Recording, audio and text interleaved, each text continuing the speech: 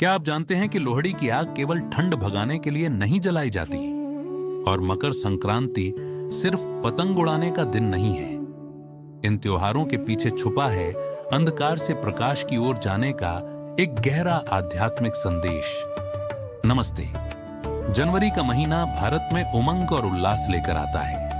उत्तर भारत में लोहड़ी, दक्षिण में पोंगल और पूरे देश में मकर संक्रांति।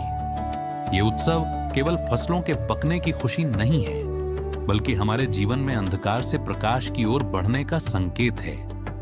मकर संक्रांति के दिन सूर्य देव धनु राशि से निकलकर मकर राशि में प्रवेश करते हैं। इसे उत्तरायण की शुरुआत माना जाता है। शास्त्रों में उत्तरायण को देवताओं का दिन कहा गया है।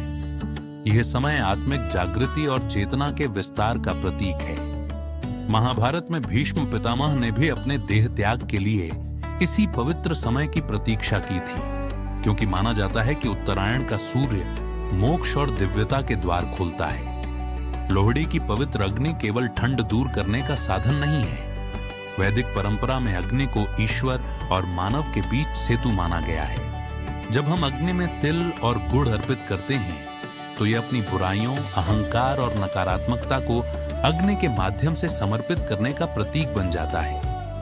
यह अग्नि हमें सिखाती है, जैसे तिल जलकर सुगंध देता है, वैसे ही हमें अपने भीतर की नकारात्मकता को जलाकर प्रेम, करुणा और मिठास का प्रसार करना चाहिए। दक्षिण भारत में मनाया जाने वाला पोंगल प्रकृति के प्रति कृतज्ञता का महापर्व है। पोंगल का अर्थ है उबलना या छलकना। मिट्टी के बर्तन में नए चावल और दूध का उबलना इस बात का प्रतीक है कि हमारा जीवन ईश्वर की कृपा से आनंद और समृद्धि से भर जाए। इस पर्व में सूर्य देव की आराधना हमें यह स्मरण कराती है कि अन्न, जल और जीवन सब प्रकृति और सूर्य की देन है। लोहड़ी, पोंगल और मकर संक्रांति हमें एक ही संदेश देते हैं: जीवन में संतुलन बनाए रखना, प्रकृति के प्रति कृतज्ञ रहना और भीतर के अंधकार को छोड़कर प्रकाश की ओर बढ़ना। तो इस साल जब आप पतंग उड़ाएं, लोहड़ी की आग के पास बैठें या पोंगल का प्रसाद ग्रहण करें, एक पल रुककर उस ऊर्जा को नमन जरूर करें जो इस पूरे ब्रह्मांड को चलाती है। याद रखिए, कृतज्ञता ही सबसे बड़ी साधना है।